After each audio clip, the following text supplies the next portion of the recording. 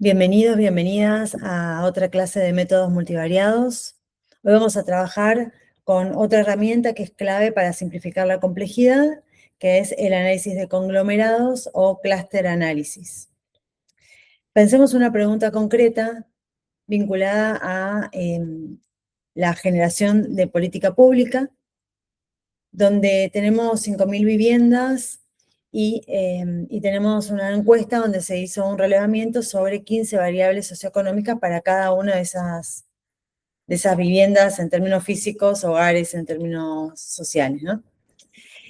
¿Cómo hacemos para resumir esa diversidad en 3 o 4 tipologías que nos permitan generar una política pública focalizada en esas tipologías que van a estar reflejando diferentes problemas que tienen esos hogares?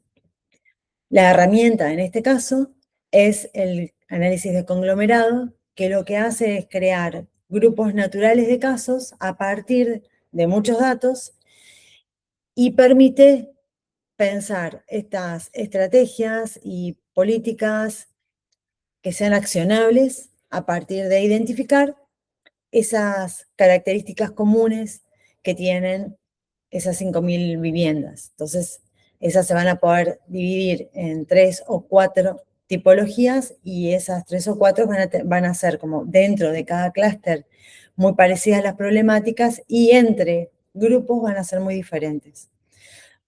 Por eso hablamos de políticas focalizadas a partir de esta segmentación. Muy bien. Entonces, el análisis de conglomerado es una técnica estadística que agrupa casos, personas, hogares, empresas, regiones, en términos de nuestras bases de datos o nuestras tablas de datos van a ser las filas y no las columnas, como veníamos trabajando en las herramientas anteriores, que son de reducción de dimensionalidad. Acá el foco está en achicar o agrupar esas filas, que ya les digo, son los casos y que van a ser personas, van a ser hogares, van a ser países, van a ser empresas, regiones, etc. En función de que son muy parecidas en un conjunto de variables, se asemejan mucho. Entonces, en lugar de quedarnos con una tabla inmensa de casos y de variables, este método lo que nos propone es trabajar con algo más manejable, que son las tipologías o los segmentos. Por ejemplo, tipos de regiones según el perfil socioeconómico, tipos de clientes según el comportamiento de consumo, tipos de hogares según la inserción en el mercado de trabajo o en el sistema de protección social. Ahora, ¿qué ganamos analíticamente y políticamente cuando pasamos de 5.000 casos a 4 o 5 bien definidos y qué es lo que perdemos? Esto pregunta para que lo vayamos razonando a lo largo de la clase. Siempre en todas las herramientas que hemos estado estudiando en métodos multivariados, lo que vemos es que logramos, en el caso de la reducción de dimensionalidad, logramos reducir esa cantidad muy grande de variables a pocas variables que se van a llamar componentes o que se van a llamar factores según el método que utilicemos, que nos permiten entender esa complejidad en términos de asociación o de correlación entre variables. Lo que tenemos acá es que nuestra reducción de complejidad va a venir por el lado de las filas de nuestra tabla, y que lo que vamos a hacer es como aplanar la tabla en función de crear algunos grupos. Claramente, en los dos casos, ganamos comprensión y perdemos un poquito de información. Lo que sucede es que lo que ganas te compensa mucho, mucho. Lo que ganas en simplificación, y también esa simplificación la ganás sin perder demasiada variabilidad, bueno, un poquito se pierde ahí en el camino. Bien, déjenme. pasar a la que sigue. Antes de meternos en la cuestión técnica de los algoritmos y el paso a paso de la aplicación de la herramienta, nos gustaría hacer el abordaje desde afuera, pensando cómo es la secuencia en el proceso de uso de este tipo de herramientas. Acá siempre lo que pensamos primero es, bueno, ¿cuál es el objetivo que tenemos para investigar, para estudiar, para indagar o el problema que tenemos que resolver? Entonces siempre una definición clara de ese objetivo y en función de ese objetivo, las variables que vamos a seleccionar que son representativas de esa problemática que yo quiero abordar. El siguiente paso siempre va a ser preparar los datos, cosa que ya vimos en el análisis exploratorio de datos, limpiar, estandarizar, decidir cómo vamos a medir la distancia entre los casos, porque ese es un elemento clave en el análisis de conglomerado. Explorar el número posible de grupos utilizando algún método que vamos a ver más adelante, se llaman métodos jerárquicos o de endograma. Formar los grupos definitivos, muchas veces con K-medias, ya vamos a ver qué es, usando el número de grupos sugeridos en la fase exploratoria. Interpretar y nombrar los grupos, o sea, desafío que venimos teniendo desde análisis de componentes principales y análisis factorial. Esto de que cuando logramos el componente, logramos el factor, o en este caso logramos el clúster, hacer una adecuada interpretación de eso que estamos viendo y validar esto que estamos haciendo.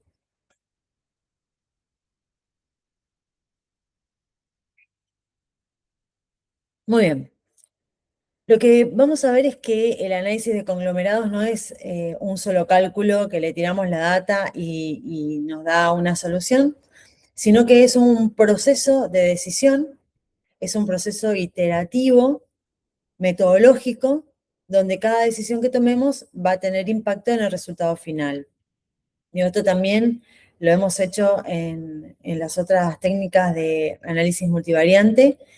Siempre esto de revisar lo que nos está dando, ver si eso es consistente y en función de eso, o si es robusto, y en función de eso decidir si sigo como estoy o si hago alguna adecuación al modelo que estoy haciendo, en el que estoy trabajando, para mejorar la performance de nuestro modelo. Entonces, volviendo un poco a esta presentación, fíjense que acá les proponemos, ¿no?, que estas agrupaciones son más que números, son clasificaciones prácticas para tomar decisiones. En términos de decisiones privadas, que uno podría pensar, bueno, en una empresa, lo que permite es identificar, por ejemplo, segmentos de clientes para que el marketing que aplica la empresa sea más efectivo. En términos de decisiones públicas, como el gobierno, señala comunidades, como era el ejemplo del principio, con necesidades que son específicas. Entonces eso te permite orientar los recursos públicos en la necesidad concreta que tiene ese grupo de hogares o de viviendas, según cómo lo definamos. Entonces, realmente es muy útil en términos, si uno lo quisiera poner en términos de eficiencia, es muy útil esta herramienta porque permite esto, ¿no? Orientar, focalizar, ir al nudo de lo que se quiere resolver o lo que se quiere solucionar. Entonces, realmente esta capacidad de simplificar lo complejo sin perder detalles clave la convierte en una herramienta indispensable para el análisis de datos. Y es una técnica que nos gusta mucho. Bueno, acá les dejamos para que ustedes vean después una explicación muy linda, muy clara del análisis clúster, bien gráfica, y algunos ejemplos de sus aplicaciones, como esto que hablábamos recién de segmentar clientes por diferentes criterios, según obviamente las variables de agrupación que uno tenga disponibles. Mejorar la planificación urbana, por ejemplo, con la identificación de tipos de barrios para optimizar servicios. Para eso uno necesita obviamente tener un mapeo y diferentes variables relevadas en relación a lo que uno quiere orientar. Predecir tendencias económicas ayuda a entender cómo países o regiones se agrupan por desarrollo. Y acá, bueno, acá hay un montón de estudios, de papers y hay algunas charlas TED muy interesantes acerca de cómo se agrupan los países según la variable que uno tome, por ejemplo, no sé, inversión en educación, en innovación, en desarrollo, inversión en infraestructura, bueno, diferentes criterios y cómo los países se van agrupando en relación a eso. Bueno, obviamente simplificar decisiones porque transforma datos complejos en información clara que permite mejorar la toma de decisiones. Así que realmente es una herramienta muy interesante. Ustedes piensen, si piensan en algún momento en un tema de tesis, en un tema de investigación, o en alguna consultoría, permanentemente estamos atravesados por esta necesidad de ordenar, de clasificar, de agrupar cosas que son parecidas, entonces realmente es una técnica muy útil. Lo que hace es ubicarnos rápidamente en esto de las estructuras latentes, en este caso va a ser por, por unidades de análisis, digamos, y no por variables como veníamos estudiando hasta acá. Bien, vamos un poco a profundizar en las cuestiones más formales. El análisis de conglomerados es un método estadístico multivariante de clasificación automática que a partir de una tabla que tiene datos de casos y variables, crea grupos homogéneos de casos. Y acá, bueno, vamos a dar algunas ideas clave. Fíjense qué homogéneos lo resalté. Vamos a profundizar después un poquito en esto. Acá hay 3 ideas claves. Primero, que el aprendizaje es no supervisado, o sea que usa técnicas de aprendizaje no supervisado. Los grupos no están definidos de antemano y el algoritmo es el que descubre esos grupos en los datos. Otra característica es que busca la alta similitud intragrupo, esto de homogéneo. Entonces, dentro de cada clúster, de cada conglomerado, de cada segmento, los casos, nuestras unidades de análisis, se van a parecer mucho entre sí. Y busca la alta diferencia entre grupos. ¿Esto qué significa? Que cada clúster va a ser muy diferente uno de otro. Entonces, homogeneidad dentro del grupo, los casos son muy parecidos adentro del grupo y mucha diferencia o heterogeneidad entre los grupos. Eso significa que los grupos van a ser muy distintos y por eso hablamos de esto de segmentación y se usa mucho para eso. Bien, una distinción, ya que estoy trayendo todo el tiempo lo que ya estuvimos estudiando anteriormente, el análisis factorial y agrupa variables para construir dimensiones o revela esas dimensiones latentes a partir de las variables. En cambio, el análisis de conglomerados agrupa por casos, agrupa por filas, por personas, por hogares, por nuestra unidad de análisis. Entonces, nada, es un tema que tenemos que diferenciar, que lo tenemos que distinguir y que tenemos que tener cuidado de no confundirnos cuando tenemos que resolver algo. Si tenemos que reducir dimensionalidad, usamos análisis factorial o análisis, perdón, de componentes principales, y cuando lo que tenemos que hacer es segmentar, agrupar, usamos el análisis de conglomerado. Muy bien. ¿Para qué usamos el análisis de conglomerado? De nuevo, más allá de los ejemplos, pensemos que el análisis de conglomerados cumple al menos 3 funciones importantes: segmentar, descubrir y validar conceptos difusos. Segmentar, vamos de vuelta, crea categorías analíticas útiles como tipos de regiones, tipos de usuarios de un programa, tipos de empresas. Descubrir porque revela patrones que a veces pueden ser inesperados en los datos y que puede dar lugar a nuevas hipótesis o nuevos enfoques teóricos. Y validar conceptos difusos, por ejemplo, ver si algo como clase media, territorios en transición o productores familiares se reflejan como grupos distinguibles entre los datos. Entonces, encontrar a ver si eso aparece o no aparece. Acá ustedes podrían imaginarse, bueno, qué conceptos de cada uno de los campos o las áreas donde ustedes trabajan les gustaría chequear con un análisis de conglomerado para ver si realmente tiene un respaldo empírico o no lo tiene.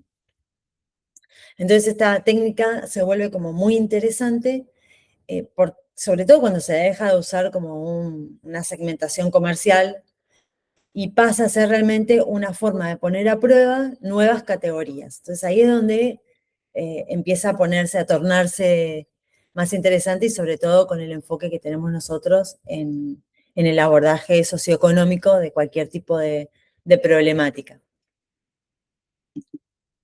Muy bien. Algunos casos prácticos de análisis tienen que ver con esto de los campos donde uno puede observar la aplicación y el uso de esta herramienta. Vuelvo a repetir, bueno, perdón que sea como tan reiterativa, pero segmentación de mercado siempre aparece primero porque es donde más se usa o donde se empezó a usar antes, capaz. Se usa para identificar los perfiles de consumidores y diseñar productos, establecer precios o armar campañas específicas en función de la tipología de consumidor que uno tiene adelante. Por otro lado, el análisis regional y las políticas públicas nos parecen que son áreas espectaculares para profundizar el uso de esta herramienta porque te permite construir tipologías de regiones, de municipios, de barrios, según variables económicas y sociales. También te permite clasificar empresas, pensando en un ministerio de industria, por ejemplo, clasificar empresas por tamaño, por tecnología, por productividad, por estructura o capacidad financiera, con lo cual, como ministro o ministra de Industria, uno podría imaginarse o diseñar instrumentos específicos para cada grupo de empresas.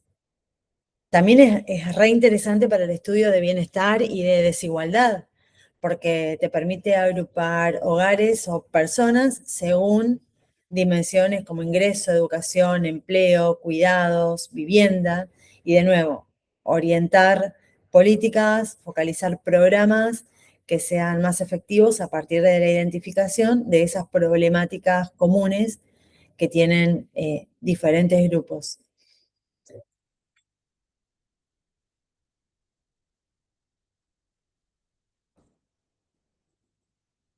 Muy bien. Acá hay un comentario más sobre finanzas y Big Data, ¿no? Que también aparece el análisis clúster utilizado frecuentemente en grandes volúmenes de datos, donde se usan especialmente para los sistemas de recomendación. Digo, nosotros lo vemos en la diaria, cualquiera que usa redes sociales, que usa Netflix, que usa YouTube, o sea, cualquiera de todas estas plataformas aparte del sector financiero, tienen atrás este sistema de recomendaciones en función en el caso de las finanzas, en función de qué tan adverso al riesgo o no es la persona o la empresa que quiere invertir. Y en el caso de las plataformas, bueno, de qué cosas son las que nos gustan y nos muestra más de lo mismo, bueno, cosas que después tienen otras implicancias, pero que no nos vamos a meter ahí ahora. No es el momento para eso. Pero se lo dejo para que lo piensen. Bien, ahora, vamos a repasar esto un poco de dónde viene. Pensemos que esta necesidad de clasificar no es de ahora, viene desde muy lejos. Nos podemos ir allá al siglo XIII con la clasificación biológica en categorías jerárquicas. Había una necesidad de establecer bases para esta clasificación. organizando seres vivos en diferentes categorías y basándose en características observables. Entonces ahí aparece el primer enfoque sistemático que sienta las bases para buscar patrones y para buscar grupos. Un poco más adelante en el tiempo, Michael Anderson propone usar múltiples características sin privilegiar ninguna. Entonces acá aparece la idea de los sistemas politéticos, que son agrupaciones de casos que tienen algunas características en común, no necesariamente todas. Para la década del 50, del 60, con el desarrollo de las computadoras, Snack, Skoll y otros impulsan la taxonomía numérica, que no es otra cosa que clasificar en base a similitudes cuantificadas. Entonces, a partir de ahí, sumado luego a la posibilidad de generar algoritmos, en particular Arcamedias, que es uno de los más usados, esto termina de cerrar lo que hoy conocemos como lo que es el análisis clúster. Entonces, realmente el impulso tecnológico y esta búsqueda de imparcialidad en el sentido de no ser el investigador el que dice cuáles son las características que tienen que tener en común esos objetos de estudio, sino que esas características en común surgen de las propias agrupaciones naturales. Bueno, es lo que hace que evolucione esta técnica. Entonces acá lo que les comento, ¿no? Los métodos numéricos surgen para hacer la clasificación menos subjetiva, a diferencia de las agrupaciones basadas en la intuición de los expertos. El análisis clúster busca ofrecer clasificaciones que sean imparciales y replicables. Entonces, eso también es, siempre hablando esto de la trazabilidad en cualquier proceso de investigación, aparece esta necesidad de poder replicar, bueno, experimentos o lo que sea, y que son fundamentales para el avance del conocimiento en las diferentes ciencias, desde la biología hasta las ciencias sociales. Y acá les comento algunas cuestiones desde los diferentes enfoques, por ejemplo, en la biología, ¿no? Esto de que la clasificación numérica agrupa especies por características físicas o genéticas para construir eh, árboles y taxonomías, clasificaciones, no estamos hablando de eso. En el análisis de la inteligencia, del coeficiente intelectual, la psicología clasifica a personas por sus respuestas a cuestionarios, y esto lo que revela son tipos de personalidades o patrones, formas de pensar. Y después, bueno, la IA, con el reconocimiento de patrones también, los identifica en datos para tareas como reconocimiento facial, agrupación de documentos, segmentación de imágenes, bueno, para seguir alimentándose y aprendiendo. Cuando nosotros vamos al uso en las ciencias sociales, lo que tenemos es esto que comentamos, ¿no es cierto?, que se fue haciendo como imprescindible esta técnica en diferentes disciplinas dentro de las ciencias sociales. Fíjense acá en la arqueología, en la lingüística, en la economía. ¿Para qué? Para crear tipologías, conectando ideas de cómo en la teoría se entiende que se agrupan determinadas cuestiones o elementos y cómo sucede a partir de la evidencia empírica. Entonces te permite contrastar si esa teoría realmente en la realidad aplica o no aplica, con cierta rigurosidad y obviamente con objetividad. Entonces, bueno, acá está el caso, por ejemplo, de sociología, agrupar hogares por patrones de gastos, en psicología, identificar tipos de pacientes con necesidades similares. Y acá el análisis clúster lo que tiene es esto de que te permite clasificar lo que sería a posteriori, ¿no? A priori sería la clasificación teórica y a posteriori sería, bueno, ver realmente lo que sucede con eso. Entonces acá lo que tenemos es esto, podemos descubrir grupos basándonos en la estructura de los datos sin conocer de antemano también el número o la naturaleza de estos. Así como cuando hacemos, por el otro lado, el análisis factorial exploratorio, sin definir de antemano la cantidad de factores que queremos construir, le pedimos a los datos que nos revelen su propia naturaleza, sin nosotros decir lo que queremos. Bueno, acá pasa lo mismo. Los casos, las unidades de análisis, nos muestran su verdadera agrupación, obviamente según las variables que nosotros pongamos en el análisis, ¿no es cierto? Bien, ¿qué más tenemos acá? Entonces, repaso. A diferencia de otros métodos con categorías predefinidas, el análisis clúster descubre grupos basándose en la estructura propia de los datos, sin conocer de antemano el número o la naturaleza de estos. También nosotros le podemos decir la cantidad de clúster que queremos, pero veamos, en la fase exploratoria tiene la misma lógica que el análisis factorial. Y bueno, y esta capacidad exploratoria es la gran ventaja que tiene, pero también implica el desafío de determinar cuál es el número óptimo de grupos, para lo cual hay algunos métodos que vamos a ver en un rato para poder identificar, así como tenemos los métodos que nos permiten identificar cuál es el número óptimo de factores o de componentes cuando hacemos reducción de dimensión. Bueno, acá también vamos a tener un método para identificar cuál es el número óptimo de clústeres o de conglomerados o de agrupaciones. Bien.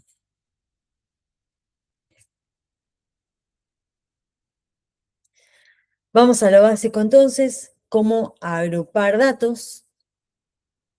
Acá quiero introducir dos conceptos o dos enfoques y cuál es la lógica que está atrás de cada uno de estos dos enfoques. Uno son los métodos jerárquicos y otros son los métodos no jerárquicos, es decir, son las dos grandes familias de métodos para agrupar datos. Vamos a cada uno de ellos. Los métodos jerárquicos, a ver, déjenme que se los voy a subir un poquito más, acá para que ustedes lo puedan ver.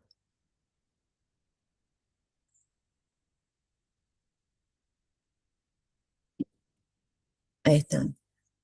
Los métodos jerárquicos construyen una estructura en árbol que se llama dendrograma.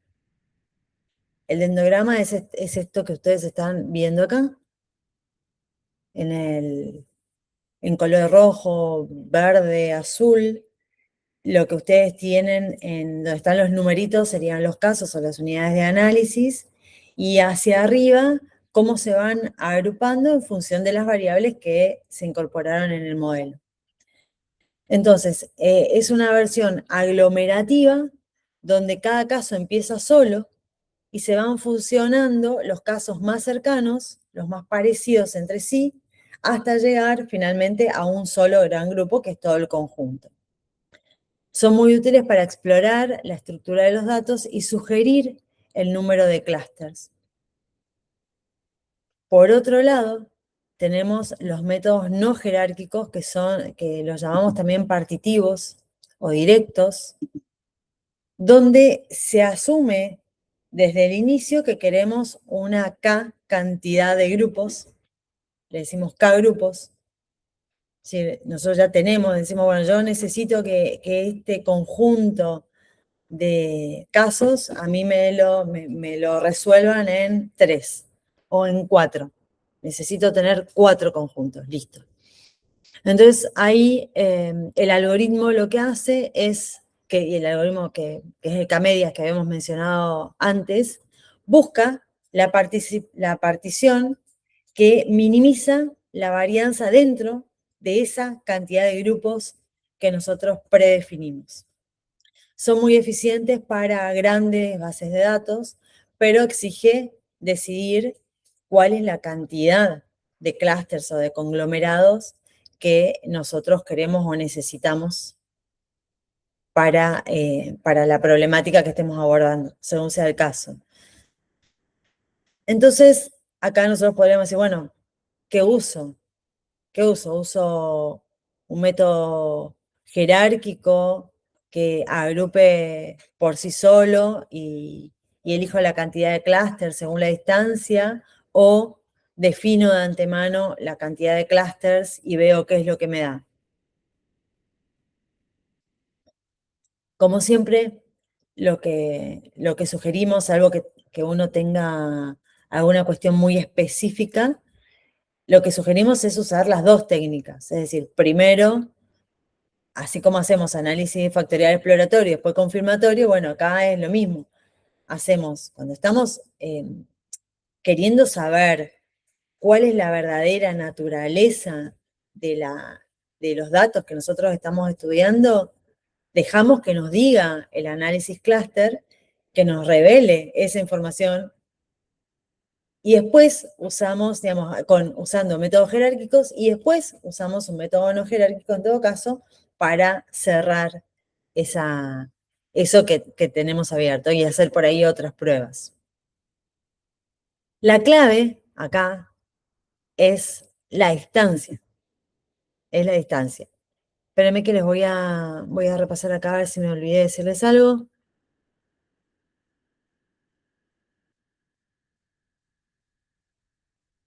Creo que estamos bien. Entonces yo les decía que la clave es la distancia, ¿no? Qué tan lejos o qué tan cerca están los datos. Entonces fíjense que acá tenemos les puse como un ejemplo donde tenemos tres situaciones. En la más lejana podemos ver que hay como dos agrupaciones visibles. En la medida que nos vamos acercando, vemos que en realidad los datos se podrían agrupar en tres. Y cuando nos acercamos más todavía, vemos que se podrían agrupar en cuatro. Entonces, la esencia de la agrupación es medir la similitud o distancia entre los datos. Los datos similares se van a agrupar y los diferentes se van a separar. La elección de la medida de distancia va a ser crucial, ya que distintas medidas, así como yo les estoy mostrando acá, nos van a mostrar diferentes cantidades de agrupaciones. Algo que podríamos llamar la regla de oro: para tener una buena agrupación, los datos dentro del grupo deben estar muy cerca, es decir, a poca distancia, y los grupos entre sí tienen que estar muy lejos, es decir, a mucha distancia. La medición de distancias inadecuadas puede llevar a crear grupos que no tienen sentido. Entonces, fíjense, esto que yo les decía al principio, que los casos que son muy parecidos están juntos, en términos matemáticos se traduce en una medida de distancia. Entonces, lo parecido en términos de distancia va a estar muy cerquita y lo distinto va a estar muy lejos. Y ese es el salto que nosotros hacemos de decir, bueno, ¿por qué aparece el concepto de distancia acá? Bueno, porque justamente la distancia es la que va a estar, la distancia entre los casos es la que va a estar determinando el grado de similitud o disimilitud que tienen entre sí. Bien.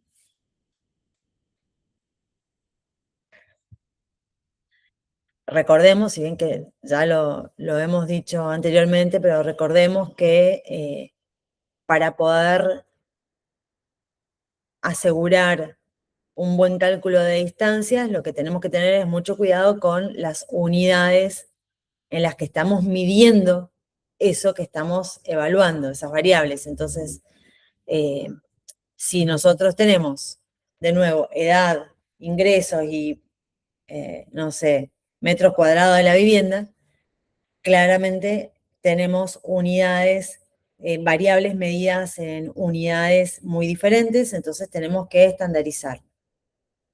Siempre asegurémonos de que esta cuestión la tenemos como bien controlada. Entonces, eh, para redondear, para asegurar que esa media distancia sea la adecuada, tenemos que asegurar que la escala en la que estamos evaluando esas variables sean muy parecidas. Si tenemos unidades de medidas muy diferentes, siempre vamos a la estandarización. Y ahí nos aseguramos de tener una buena cobertura, la rigurosidad que necesitamos para poder aplicar esta herramienta y que no nos dé cualquier cosa, básicamente. Bien. ¿Cuáles son las métricas principales y los criterios de elección para medir estas distancias en términos de datos cuantitativos? Tenemos la distancia euclidia, que es una distancia en línea recta, que es muy intuitiva y que es sensible a la escala y a los outliers. Entonces, tener en cuenta eso. Después tenemos la euclidia al cuadrado, que es igual que la anterior, pero sin raíz, y simplifica las diferencias grandes, y esta métrica se usa en el método WARD, que es uno de los métodos para calcular distancias. Después tenemos Manhattan, que suma diferencias absolutas, es menos sensible a valores extremos. Tenemos la distancia de Mahalanobis, que ajusta por varianza y correlación entre variables. Es útil si hay correlaciones fuertes. Tenemos la correlación de Pearson como distancia también, que agrupa casos con patrones similares, aunque los niveles absolutos difieran. Entonces, los mensajes prácticos acá son estandarizar siempre que las variables estén en escalas distintas y ser coherentes en la aplicación de las medidas de distancia. Entonces, por ejemplo, si vamos a usar el método de WARD, entonces lo habitual es trabajar con distancias euclidias al cuadrado. Pero bueno, esto lo va a hacer todo el sistema, nosotros no nos vamos a tener que meter mucho en esa parte, es para que ustedes sepan un poco lo que hay atrás de todo esto. Bien.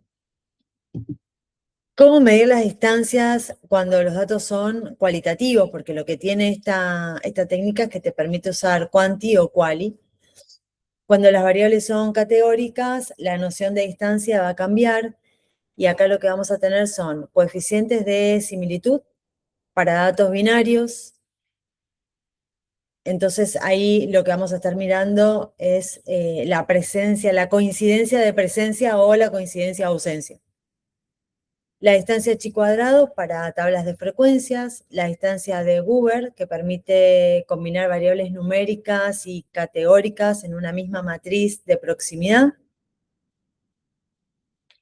Y así como en el caso de Quanti teníamos el K-medias, acá vamos a tener el K-modas, digamos, para clúster con variables categóricas, usando la moda como centro. Y bueno, otra estrategia también muy útil en ciencias sociales es usar primero el análisis de correspondencias múltiples para transformar categorías en coordenadas numéricas y luego aplicar el análisis de conglomerados sobre estas coordenadas. El análisis de correspondencias múltiples es como lo que nosotros estuvimos estudiando para reducción de dimensionalidades, nosotros lo estudiamos para variables cuantitativas, el análisis de correspondencias múltiples sería el mismo tipo de análisis, pero para variables cualitativas o categóricas. Bien.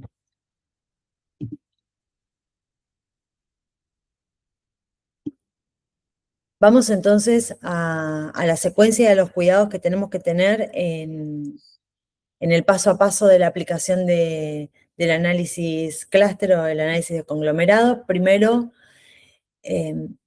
insistir siempre en la calidad del clúster y esto va a depender del cuidado que nosotros tengamos en el paso a paso previo y durante la aplicación de la técnica. Entonces, ¿cuáles son los momentos críticos o los momentos donde nosotros tenemos que detenernos? Y en nuestra bitácora debería ser un subtítulo que es, primero, elegir las variables relevantes, las que son significativas para el estudio, la investigación que quiero hacer. Entonces, cada variable, pensemos que define una dimensión del espacio. Si tenemos muchas dimensiones que no son relevantes, muchas variables que no son relevantes, vamos a tener clústeres que van a estar como desalineados con el objetivo que tenemos para estudiar. Entonces, primero, identificar cuáles son las variables significativas para la investigación que quiero llevar adelante. Siguiente, cuestión crítica, evitar la multicolinealidad. Entonces, variables muy correlacionadas van a inflar artificialmente la importancia de una dimensión. Y por eso es que los análisis de reducción de dimensión, como el análisis de componentes principales o el análisis factorial, te permiten resolver esto de la multicolinealidad. Fíjense que ustedes en los trabajos que estuvieron presentando justamente daban cuenta de eso, que cada componente o que cada factor no está correlacionado entre sí, entonces evitamos así la multicolinealidad. Estandarizar las variables para asegurar que ninguna domine por escala. Entonces dejamos a todas en la misma situación de escala y no hay ninguna dominancia artificial, ¿sí? En ese sentido estamos hablando. Tratar los outliers para que no nos... ¿Qué pasa normalmente? Lo que pasa cuando hay un outlier es un solo clúster.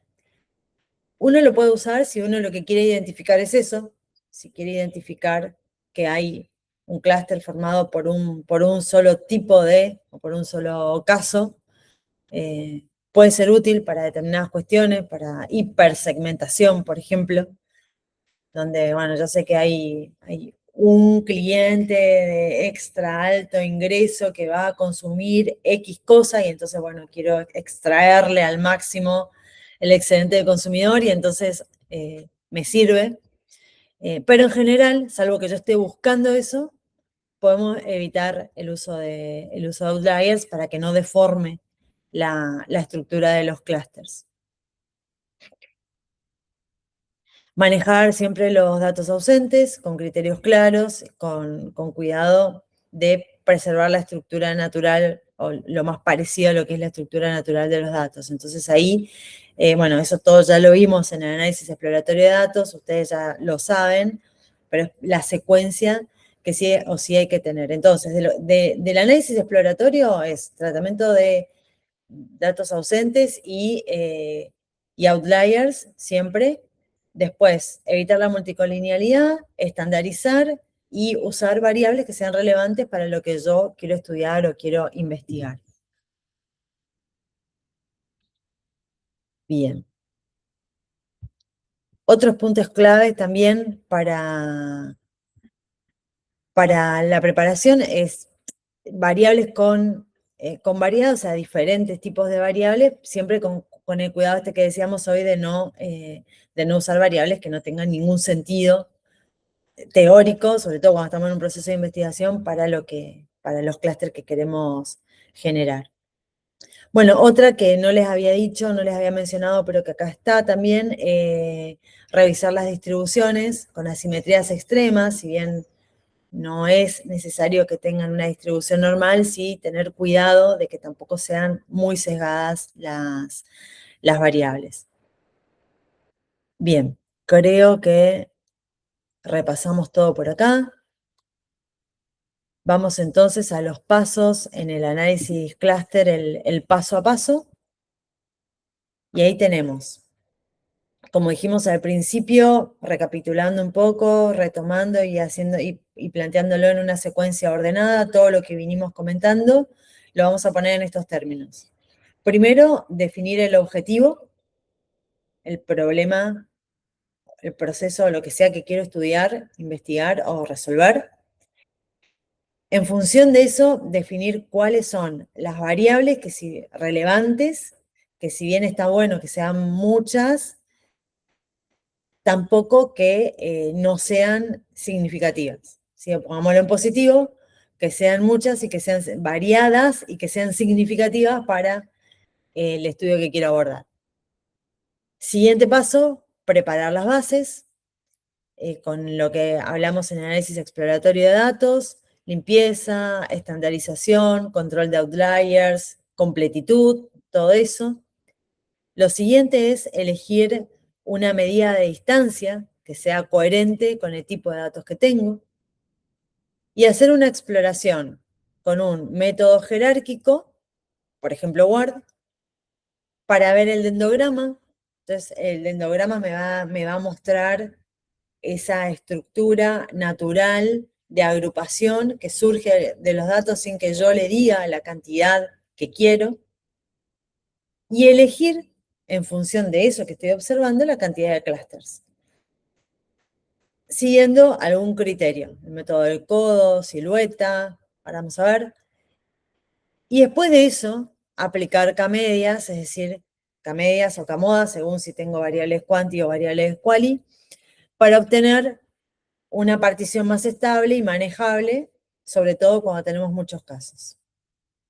El siguiente paso es interpretar y nombrar los clústeres a partir de los centroides, o sea, las medidas que usemos en cada grupo, y validar revisando la estabilidad, la coherencia con la teoría y la utilidad práctica de lo que me quedó. Básicamente, si tiene sentido, no tiene sentido, si sirve para la problemática que estoy abordando, no sirve, si tengo que revisar algo. Entonces acá, la idea, como venimos trabajando en los métodos anteriores y como es como el hilo de la generación de conocimiento en cualquier ciencia, siempre, siempre es un proceso iterativo, donde vamos y volvemos. Entonces, esto no se separa de esa noción de iteración. Nosotros vamos a ir avanzando, vamos a ir viendo qué nos da, y en función de lo que nos da, vamos a revisar lo que hicimos para continuar. Entonces, si va teniendo sentido lo que vamos logrando, está todo bien, pero si no tiene sentido, tengo que revisar el paso previo y volver a hacerlo, modificar algo y volver a hacerlo hasta que yo tenga realmente un resultado que tenga sentido, que sea coherente, a menos que esté queriendo descubrir algo que no existe, pero normalmente uno siempre tiene como la teoría atrás. Entonces uno más o menos sabe qué es lo que te debería dar. Entonces, en ese sentido, sirve como validación también. Bien, entonces, definir objetivo y seleccionar variables, preparar datos y definir la distancia, estimar el número de grupos, formar los grupos definitivos, entender y describir esos grupos y revisar y confirmar la validez de esos grupos.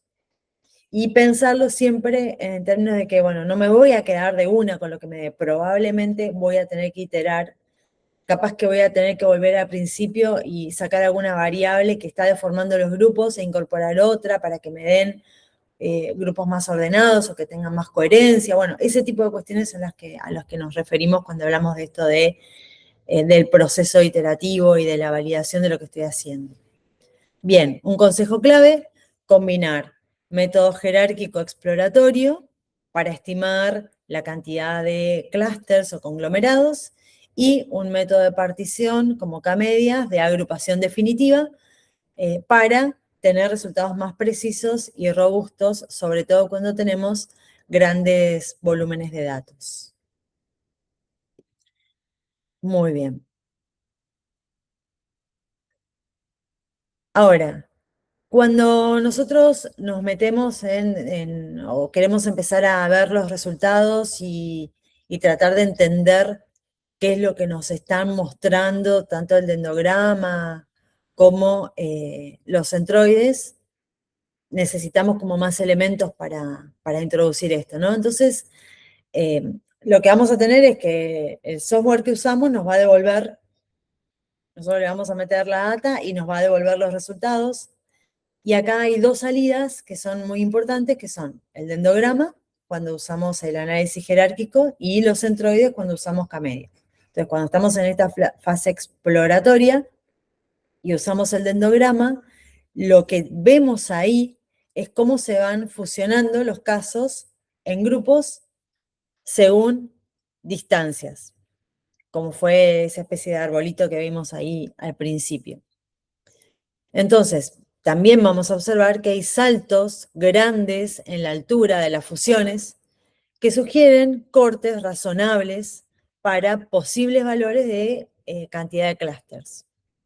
Entonces, esta decisión de dónde cortar, dónde trazar la línea para definir la cantidad de clústeres, va a tener que ver con la capacidad de interpretar lo que está debajo de ese corte.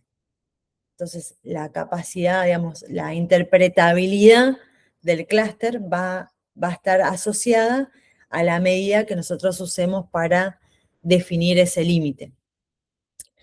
En el caso de los centroides finales, que son las medidas de variable dentro de cada grupo, nos van a permitir construir un perfil de cada clúster y asignarle un nombre sustantivo. Un ejemplo rápido puede ser un grupo que tenga alto ingreso, baja pobreza, alto gasto público, que uno podría llamar regiones críticas y activas, por ejemplo. O un grupo que tenga la combinación de bajo ingreso, alto desempleo y alta pobreza, uno podría llamarlo regiones con problemas y desafíos. Entonces, los cortes que nosotros hagamos va a tener que ver con esta capacidad de interpretar. Voy a ir un poquito para atrás para repasar la noción de, porque no lo tienen acá, de dendrograma.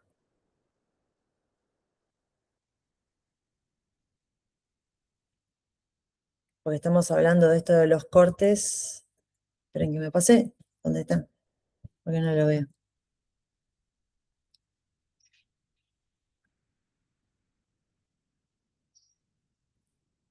Acá está. A ver si me deja agrandarlo, lo quiero ver con ustedes. Más grande. Bueno, no me deja más grande.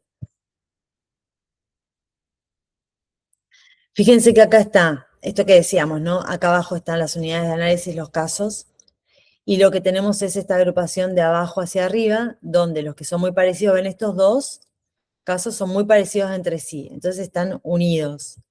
Estos dos son muy parecidos entre sí, están unidos. Este es muy, perdón, este que está acá es muy parecido a estos dos. Entonces los vuelvo a unir. Ah, esperen que hay otra forma de que yo se los pueda mostrar.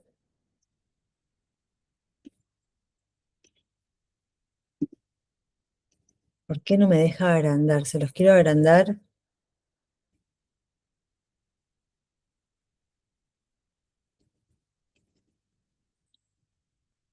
Bueno, se me retobó Gamma.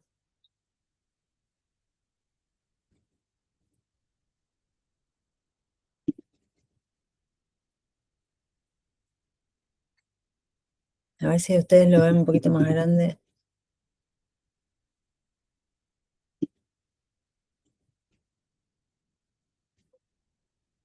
Pero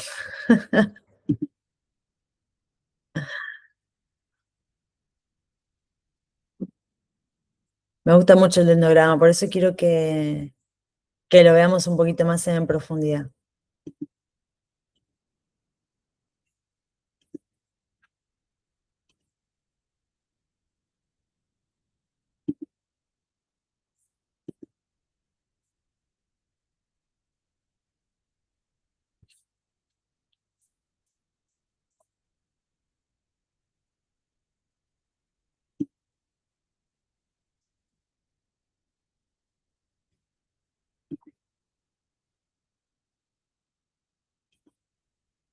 Claro, lo tengo pegado como imagen y por eso no me deja.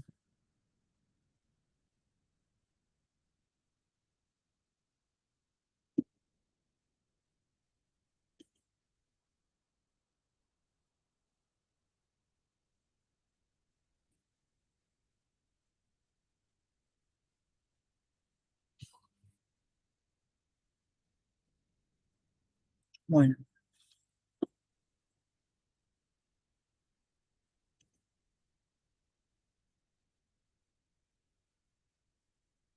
es lo mejor que puedo hacer por ahora. Les decía, volvemos entonces. Lo que tenemos acá es esto, ¿no? Que estos dos casos son muy parecidos entre sí. Este caso es muy parecido a estos dos. Este es muy parecido a los anteriores, ¿ven? Y entonces ahí es donde se van uniendo a partir del dendrograma que va identificando, nos va mostrando, va reflejando esa distancia que nosotros hablamos, que distancia igual similitud. Entonces, menos distancia, más similitud. Los que están más cerquitas son más parecidos. Bien. Entonces, fíjense que acá, ahí lo que hablamos hace un rato es esto, ¿no? Los saltos. Donde hay un salto grande, acá tenemos un salto grande, acá tenemos un salto grande, acá tenemos un salto grande en las distancias que unen estos grupos. Entonces, uno podría pensar razonablemente que este conjunto de casos se puede clasificar o agrupar en 3 clústeres. Entonces, donde hay una distancia que es más grande que estas distancias que estamos viendo acá, que estamos observando, nosotros podemos trazar una línea y decir, bueno, este es un clúster que lo marcamos en color rojo, este es otro clúster que lo marcamos en color verde y este es el otro que lo marcamos en color azul.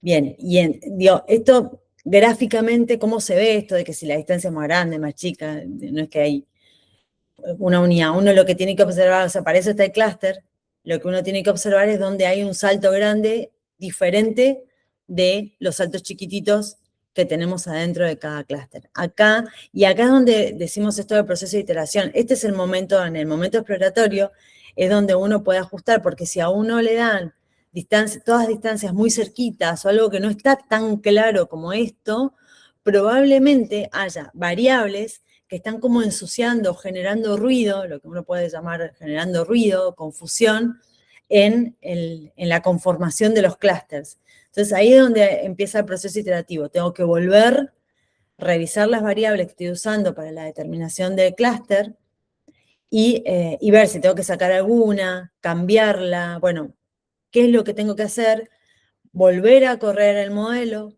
hasta que logre una imagen clara en términos de endograma de lo que de la agrupación de los casos. Entonces digo, acá tenemos una imagen clara, ¿por qué? Porque acá tenemos todas distancias chiquititas y de repente pega un salto. Entonces, esto nos está dando la pauta de que este grupo es bien diferente a este grupo y es bien diferente a este grupo. ¿Está? Bueno, eso es lo que quería mostrarles en términos de distancias, de similitud y de análisis del dendrograma y de proceso iterativo, que es lo que les estaba comentando. Bueno, me parece que ya me pasé. A ver. Acá. Estamos por acá. Bien.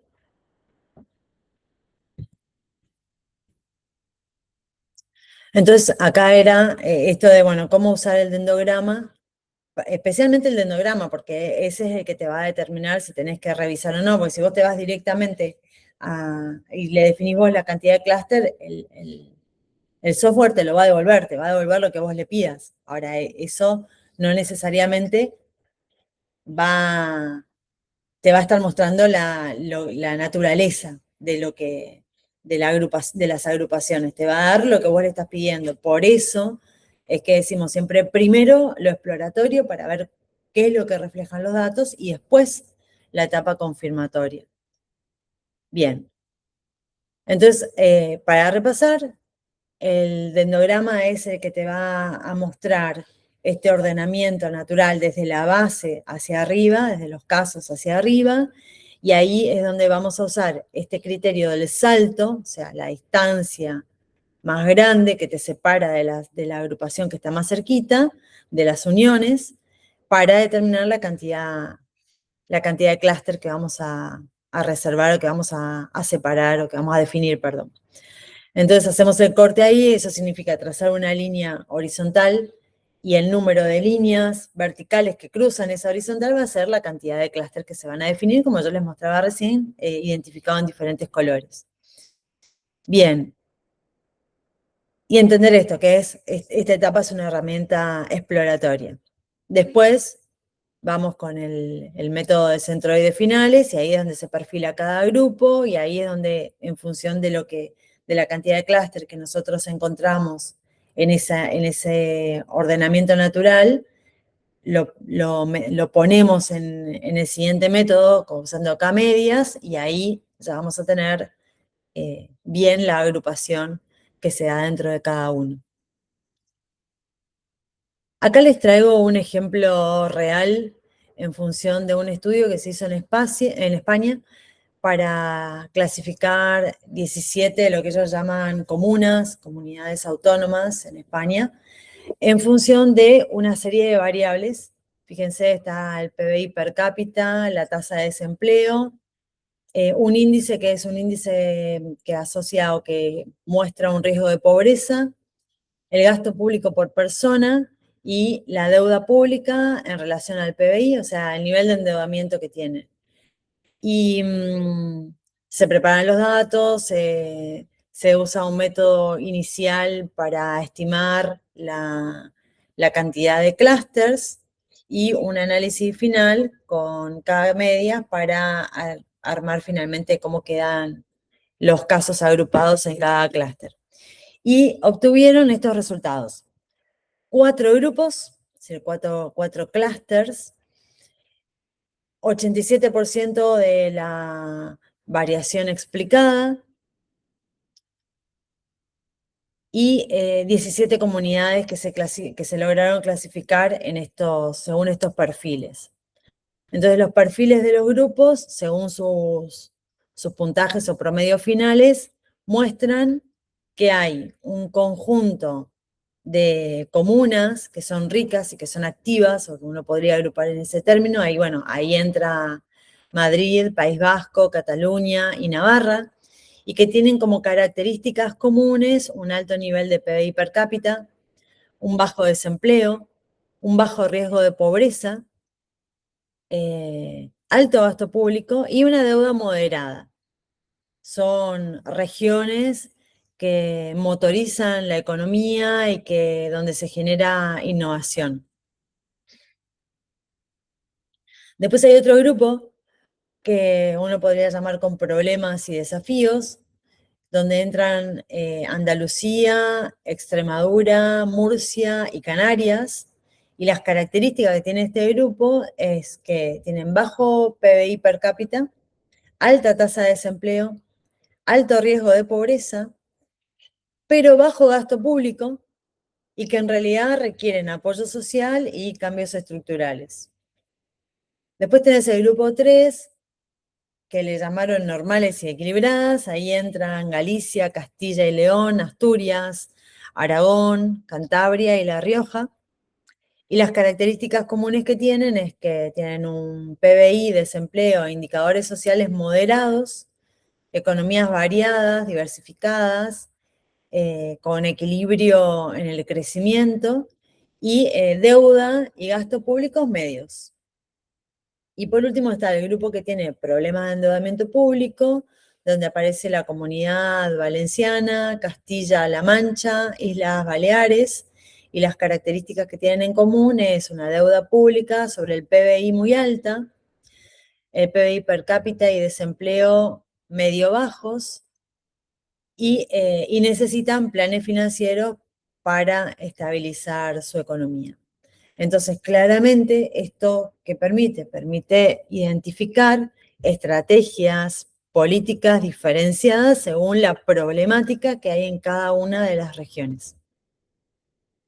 Bien, esta es una aplicación donde ustedes pueden ver concretamente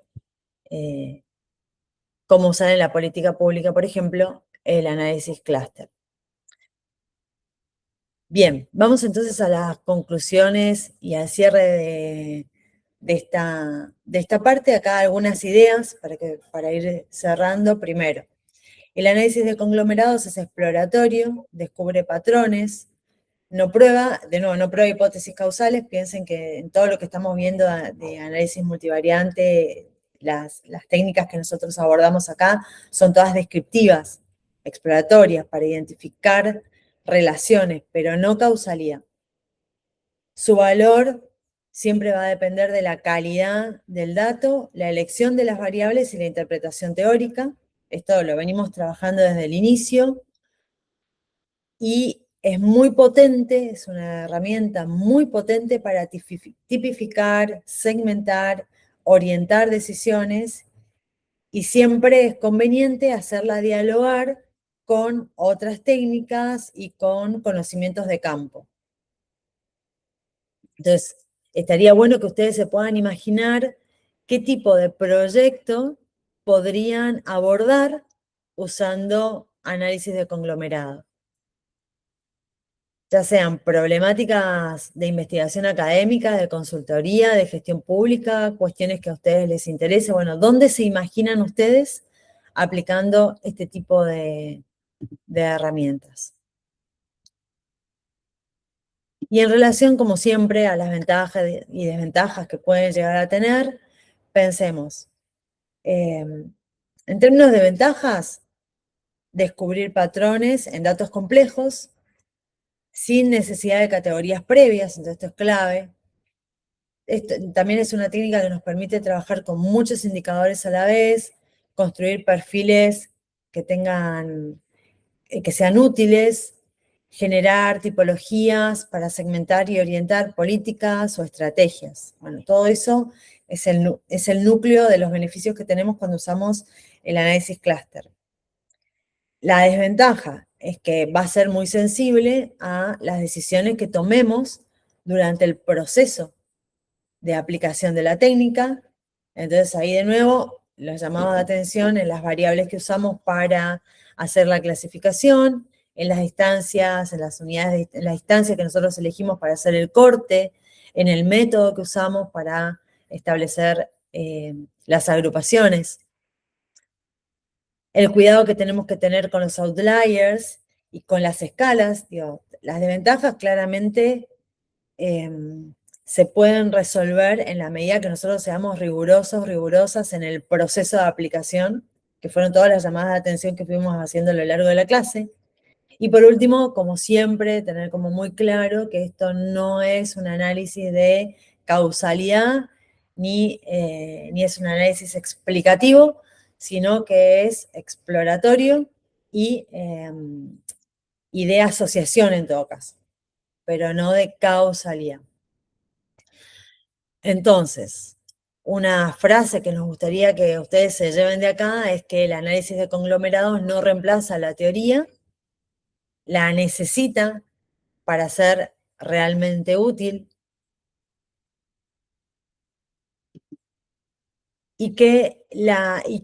a ver, el contexto teórico siempre es necesario para darle sentido a lo que nosotros estamos observando.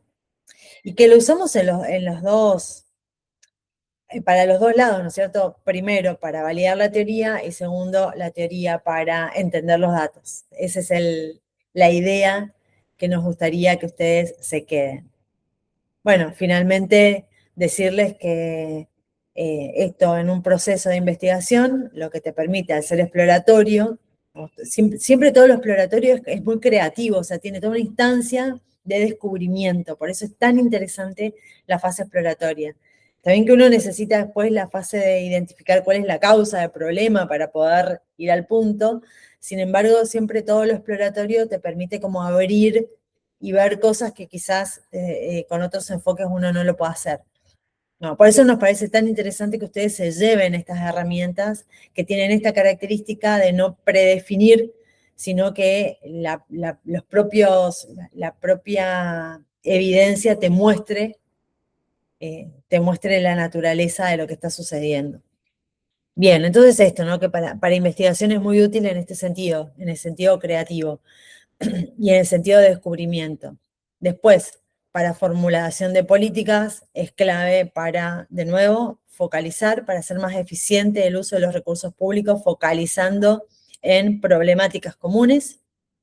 Y por último, para cualquiera que esté en una fase de aprendizaje, aprender a hacer y aprender a pensar, sobre todo incorporando el proceso iterativo y el aprendizaje del paso a paso de lo que estoy haciendo en términos de habilidad técnica, decir, bueno, paso 1, paso 2, paso 3, lo que tengo que hacer, pero aparte ir desarrollando esa capacidad de análisis para interpretar lo que me está devolviendo el análisis clúster en este caso y el contexto disciplinar en el que yo estoy abordando la problemática que estoy estudiando.